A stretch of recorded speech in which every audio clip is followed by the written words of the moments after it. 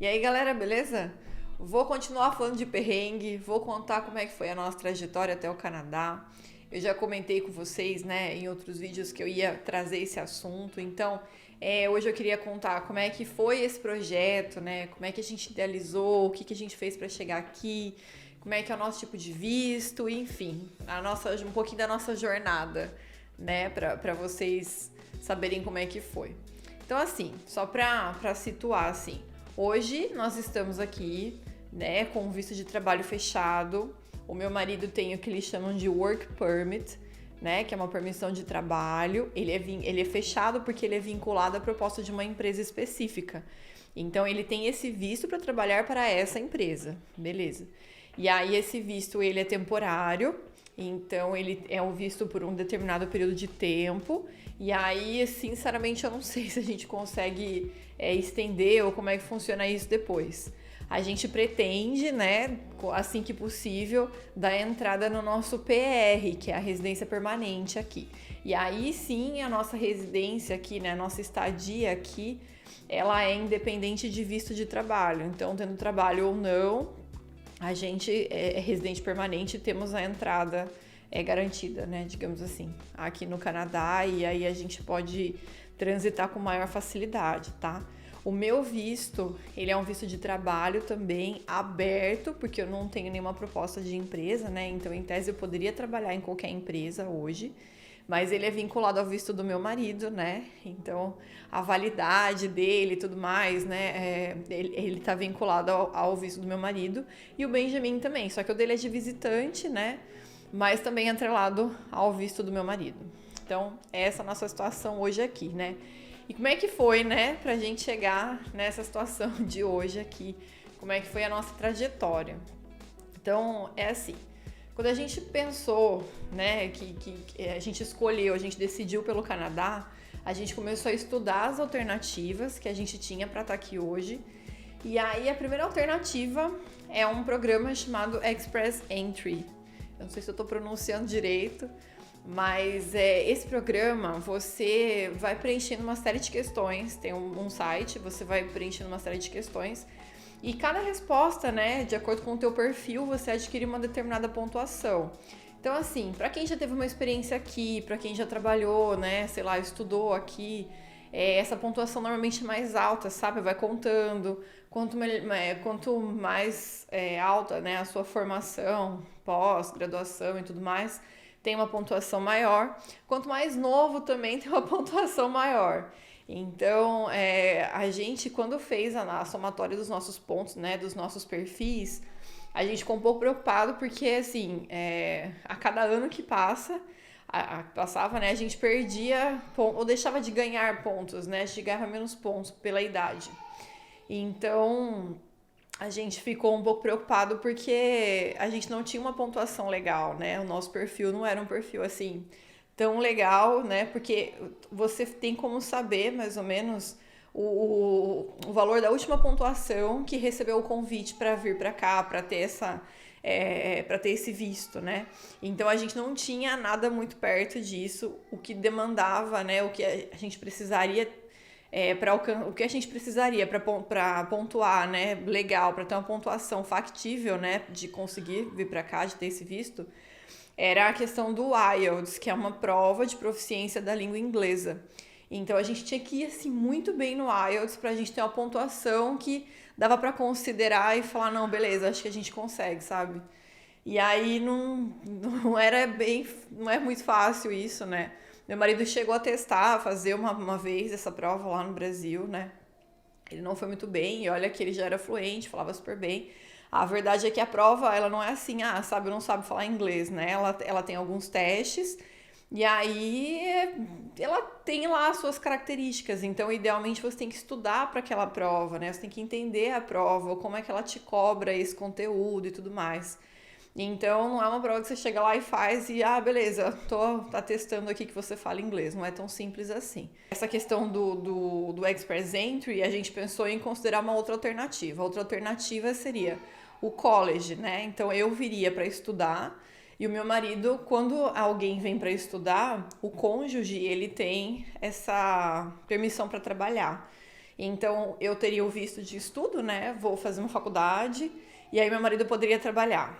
E aí esse visto, né, quando vem como estudante, ele é mais ou menos de acordo com o curso. Então, por exemplo, se eu escolher um curso lá de 2 anos, depois ele estende por mais 2, então a gente teria uma estadia aqui de 4 anos, por exemplo. E aí, depois eu também poderia trabalhar. Eu posso trabalhar, né, tendo esse visto, e meu marido também poderia trabalhar. Então, mas a gente viria sem emprego, né? Ele vem sem emprego. E a ideia é que estando aqui fica muito mais fácil conseguir o emprego, né? De participar de entrevista e tudo mais. Então, era uma alternativa. O problema dessa alternativa é que precisa de dinheiro, né? Primeiro porque a gente tem que pagar a faculdade. Segundo que para ter esse visto, você precisa provar para o governo que você tem fundos, você tem forma de se sustentar aqui durante um período de tempo. Então a gente não tinha essa grana. Então a nossa estratégia foi mais ou menos assim. A gente ia estudar, estava estudando inglês, a gente chegou a fazer curso de inglês e tal, para melhorar, né? Para ver se a gente tinha uma pontuação legal no IELTS, para tentar talvez o Express Entry. Em paralelo a isso, a gente foi pesquisando as províncias aqui, os colleges, os valores, os cursos que tinham, a duração de cada curso e tentar colocar numa balança assim, qual que era um curso bacana, que tinha uma duração bacana, um preço acessível, né? E aí a gente determinou mais ou menos o valor que a gente tinha que poupar de dinheiro. Então a gente foi estudando inglês, tentando poupar dinheiro. O meu marido, ele foi tentando conseguir entrevistas de trabalho e tudo mais, né? Pra, de qualquer forma, quem sabe a gente conseguisse a terceira alternativa, que seria vir para cá já com visto de trabalho fechado, com uma proposta de emprego garantida, né? Então, daí meu marido, ele chegou a participar de algumas entrevistas, ele participou de alguns processos, né? Tiveram alguns eventos que foram promovidos pela Van Hack. Aliás, é uma dica aí para quem procura, né, emprego. Essa empresa, ela costuma trazer os profissionais aqui para o Canadá. Eu não tenho certeza, eu acho que ela é só de TI, mas eu vou deixar o link, aí vocês dão uma olhada, né, quem tiver interesse. Então ele participou de alguns eventos, ele não foi selecionado, né, ou em determinada etapa do processo ele não foi aprovado. E enquanto isso ele estudou bastante, tadinho. Tinha muita entrevista que ele precisava saber de algoritmo. E é um assunto bem complexo. Então ele estudou bastante algoritmo para que ele fosse, né, bem tecnicamente nas entrevistas. Ele estudou um pouco as entrevistas em si, né, o fato de você passar por isso, como é que elas são estruturadas e tudo mais. Estudou um pouquinho de comunicação para melhorar né, a própria apresentação e tudo mais.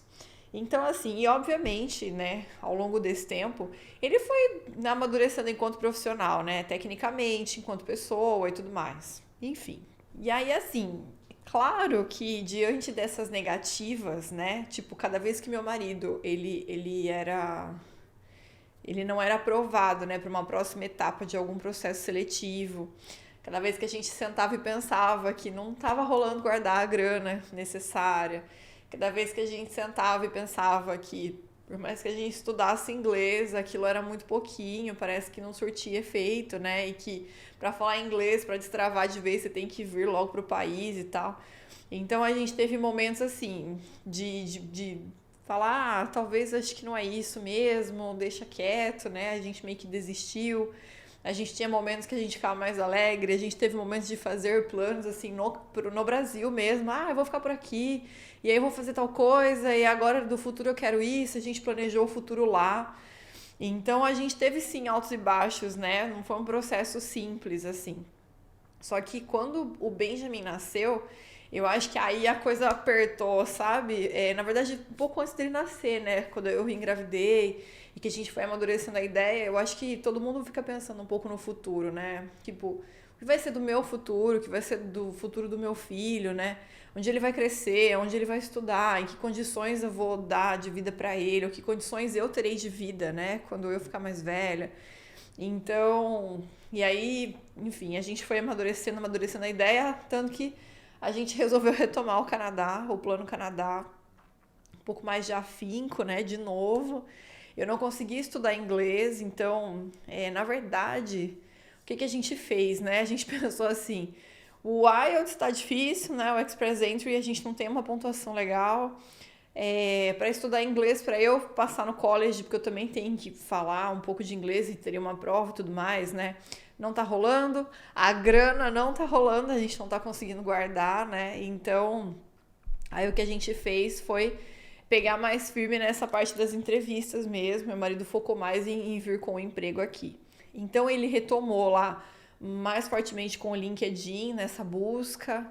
Ele retomou com o Van Hack, né? Pesquisou um pouco mais, até que ele viu lá que a Van Hack fez um evento, que foi aqui em Toronto, e ele veio para Toronto participar de uma feira, né? De um processo seletivo também, participou desse processo, e aí ele foi aprovado em 2 empresas. Então, foi nessa empresa que ele está hoje e numa outra empresa que ele já trabalhou. Então, aí começa assim, a parte mais pesadinha dos perrengues, né? Porque foi assim, meu marido veio para cá em fevereiro de 2020.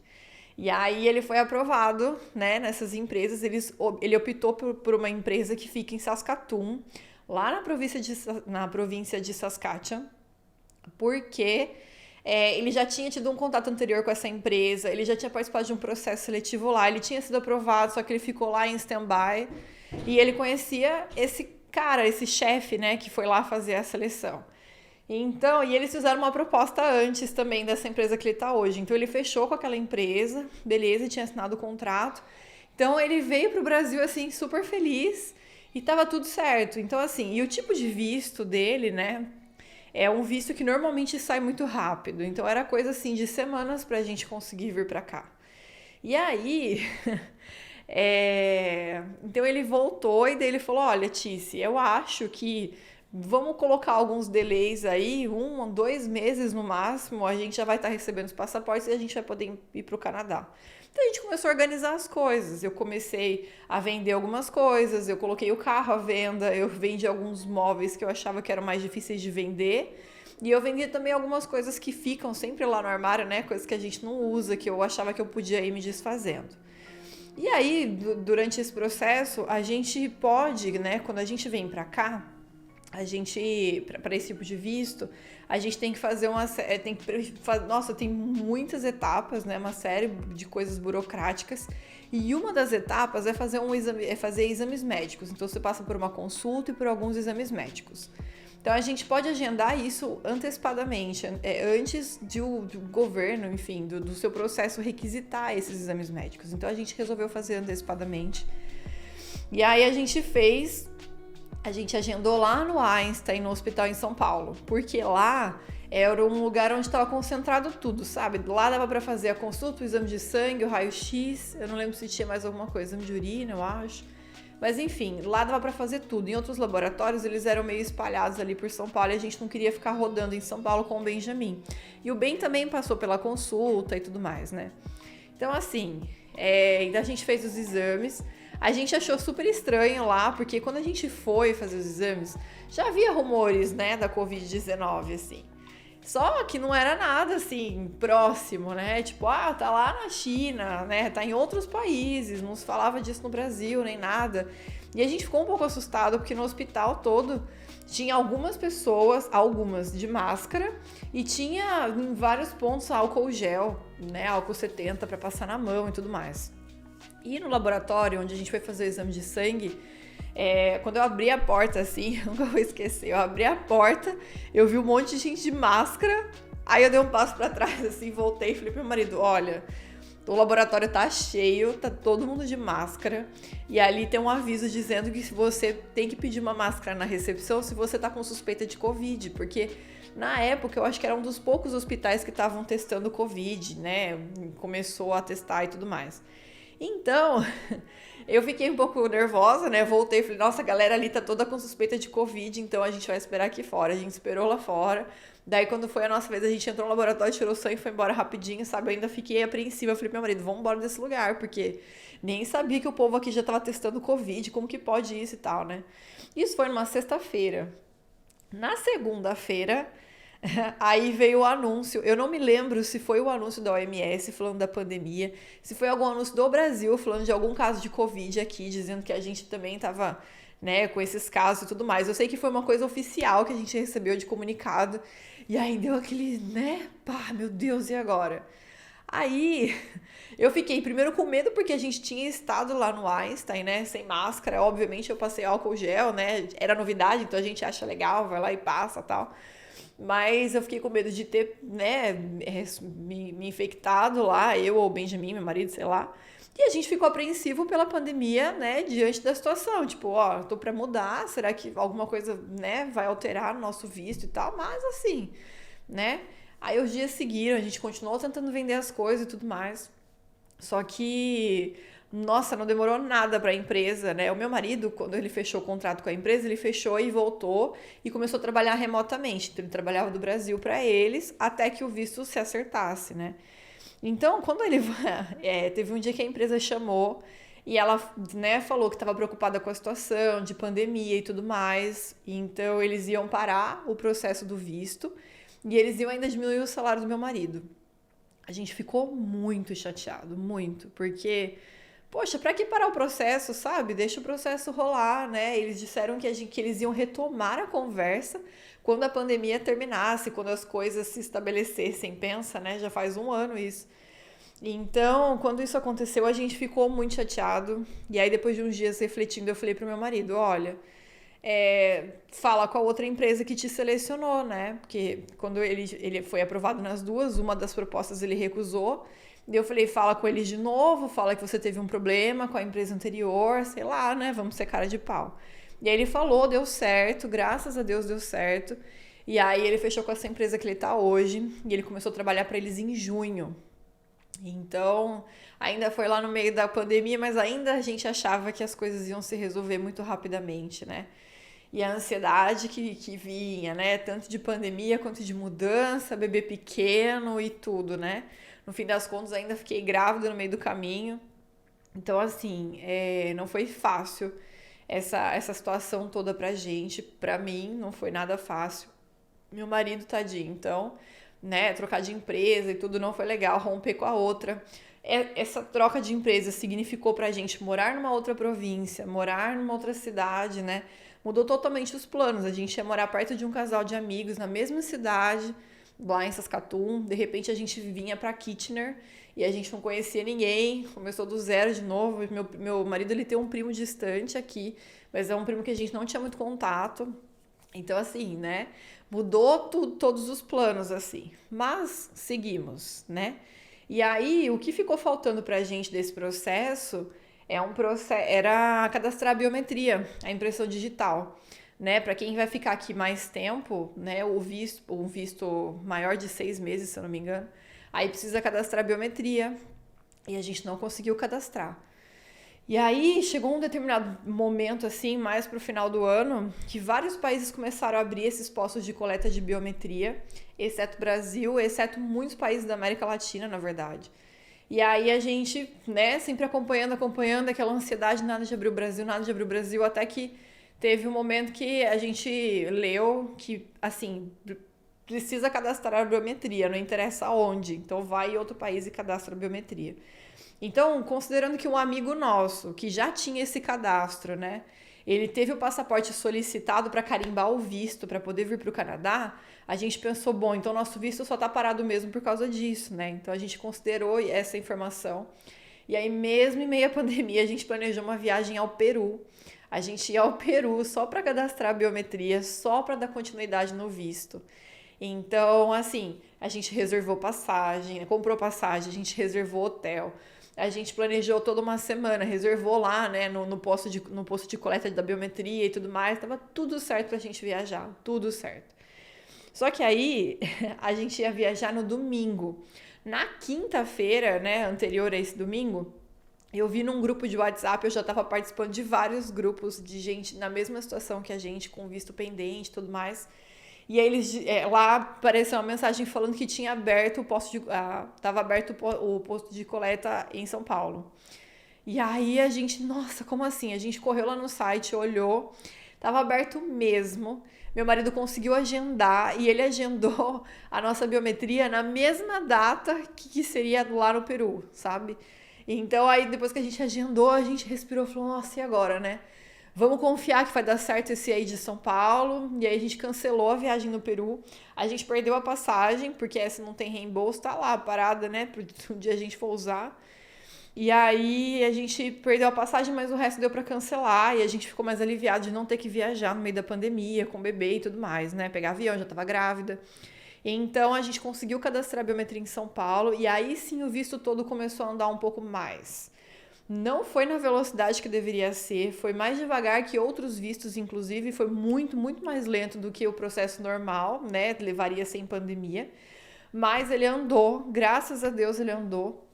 E aí, só que ainda assim, depois que a gente faz a biometria, tem tantas etapas, né? E cada etapa gerava uma ansiedade, cada etapa demorava mais do que a gente imaginava. Então a gente, né, ainda assim ficou naquela ansiedade, assim. Teve um momento que eu tava na casa da minha sogra, porque a gente já tinha entregado o apartamento, né, que era alugado, então a gente resolveu tirar isso da frente. Então a gente entregou o apartamento, lá não tinha muito lugar para guardar as nossas coisas, então a gente já tinha arrumado as malas, eu tava com quase todas as malas prontas, faltava uma mala para fechar. E eu lá na minha sogra, esperando chegar esse passaporte, esperando ter certeza de que as coisas iam dar certo. No meio disso tudo, o primeiro-ministro fez alguns pronunciamentos, ele cancelou alguns trechos de voo para algumas províncias. Então, assim, as coisas estavam se apertando de novo por causa do Covid, né? Abriu rapidinho e de repente começaram a se apertar essas coisas e a gente sem saber se ia dar certo de vir para cá. Os nossos exames médicos, eles estavam para vencer já, então já ia fazer um ano que a gente fez o exame médico. E aí talvez a gente não conseguisse vir por causa disso, ia ter que esperar para fazer exame de novo, né? E aí, se fosse esse o caso, eu já não ia conseguir viajar, porque eu já ia estar com a gravidez muito avançada, eu não posso viajar, não poderia viajar. E aí a gente ia ter que esperar a Malu nascer. Aí quando a Malu nascesse, a gente ia ter que fazer exame médico dela, passaporte dela e tudo mais. O passaporte do Benjamin venceu aqui, inclusive, logo que a gente chegou, porque tava para vencer também o passaporte dele. Passaporte de bebezinho é um ano só aqui de validade. Então já tava para vencer o passaporte dele. Então, assim, é aquilo que eu falei no outro vídeo. Quando chegou o passaporte com visto carimbado, a gente pegou o próximo voo, literalmente, fechou a mala, pegou o próximo voo e a gente veio aproveitar a oportunidade antes que muita coisa desse errado, sabe? Várias outras coisas a gente ia ter que resolver. Então, por isso que foi assim, corrida, essa nossa jornada, essa nossa caminhada foi muito louca, muito louca. Então, assim, no fim das contas, né? A gente levou, assim, todo o processo, acho que uns 5 anos para tudo correr bem, para tudo dar certo. Quando deu certo, a pandemia atrasou mais um ano, né? Era pra gente estar aqui no máximo em março, abril de 2020 e a gente acabou chegando no final de janeiro de 2021, né? Em condições totalmente diferentes. E é isso, acho que a pandemia atrapalhou bastante, mas deu, assim, a gente teve muita sorte de estar aqui. Hoje tem um monte de coisa fechada, eu acho que fecharam de novo os postos de coleta de biometria, tá para abrir, não sei se vai abrir mesmo, tem muito trecho de voo cancelado. O Canadá tem outras medidas restritivas, né, para que as pessoas entrem aqui, então tá tudo muito mais complicado, o processamento do visto tá muito demorado ainda. Mas assim, então a gente no final das contas, apesar de ter demorado um ano a mais, a gente deu sorte de ter conseguido vir. Acho que foi uma escolha sábia, falar assim, ó, só aproveita o momento e vai, porque senão a gente ia estar preso no Brasil ainda. E basicamente sem perspectiva de quando isso tudo ia dar certo, né? Só um adendo aqui, né, que eu queria contar, assim, muita gente pergunta sobre esse nosso visto, né, desse visto de trabalho, do work permit do meu marido. Esse visto é assim, a empresa, ela tem que demonstrar o interesse, obviamente, de trazer uma pessoa para cá, sabe? Na área dele, não é muito difícil disso acontecer, acho que é relativamente comum, porque funciona assim, a empresa, ela tem uma determinada demanda, né, de um profissional ali, de uma determinada mão de obra, não necessariamente ela encontra essa mão de obra aqui no Canadá, então ela entra com um processo lá no governo, um processo que eu digo assim, algum procedimento, eu não sei bem como é que é feito isso aqui, né, pela empresa, mas ela fala para o governo, olha, eu preciso dessa mão de obra e eu não estou encontrando essa mão de obra qualificada e eu preciso abrir, né, para trazer profissionais de fora. E ela paga, tem um valor que ela investe, né, para dar continuidade nesse processo aí. E aí, então, o profissional, digamos assim, escolhido, né, o meu marido, no caso, ele aplica para essa vaga, né, que a empresa abre, né, assim, fora do país. E aí sim ele consegue atrelar aquela vaga que o governo aprovou de uma mão de obra que não é encontrada no Canadá e atrela ao perfil profissional do meu marido. Então, assim, ele tem que comprovar a experiência, ele tem que comprovar o histórico de trabalho dele no Brasil, ele teve que traduzir tudo, pedir lá a experiência de trabalho para as empresas. A carteira de trabalho do Brasil não é o suficiente, pede uma carta das empresas mesmo, dizendo por quanto tempo trabalhou, que cargo ocupou, o que fazia. E aí isso tudo tem que ser traduzido. Então tem que traduzir o diploma. É uma série de burocracias que tem que seguir, sabe? Mas aí, em resumo, né, em linhas gerais, é isso. Então a empresa ela anuncia uma vaga, né, que ela não encontra o profissional aqui. Daí ela pede permissão, digamos assim, para trazer um profissional de fora, e esse profissional de fora precisa comprovar que ele tem todos aqueles requisitos que a empresa está solicitando, que a empresa precisa. Então é basicamente isso. O processo que a gente fala aqui é o LMIA. Eu vou botar a sigla dele aqui. E é isso. E o do meu marido, ele era um pouco mais rápido, porque ele era o tal do GTS que eles falam. Então é um processo que normalmente corre mais rápido do que os LMIAs normais. Mas é isso. E aí, cá estamos, no meio de uma pandemia. Começamos o lockdown no sábado, antes da Páscoa. E aí, mais 28 dias de lockdown aqui na província. É um lockdown preventivo, mas é um lockdown. No final tá meio difícil de aproveitar as coisas aqui, né? A gente vem num momento muito peculiar, assim. Mas é isso. É esse o nosso perrengue, a nossa caminhada até aqui. Não foi fácil, mas estamos aqui, né? Só vamos agradecer de ter conseguido vir, de ter dado tudo certo, de ter colocado esse plano em ação de alguma forma. E acho que é isso. Se você tiver alguma dúvida, manda mensagem pra mim, escreve aí no comentário. Eu tô super aberta a ajudar, ajudei algumas pessoas, eu acho, né, que eu ajudei, tirei algumas dúvidas de pessoas que nem me conhecem, pessoas que ficaram curiosas pra saber, né, sobre isso. Eu adoro ajudar, eu adoro falar sobre o assunto, adoro falar, né? Então eu tô super aberta aí, qualquer dúvida é só mandar mensagem, tá bom? Se gostou do vídeo, deixa o like. Se gostou do canal, se gostou de mim, se inscreva no canal para receber as notificações quando tiver vídeo novo. E assim que eu puder, eu volto com mais novidade. Um beijo e até a próxima!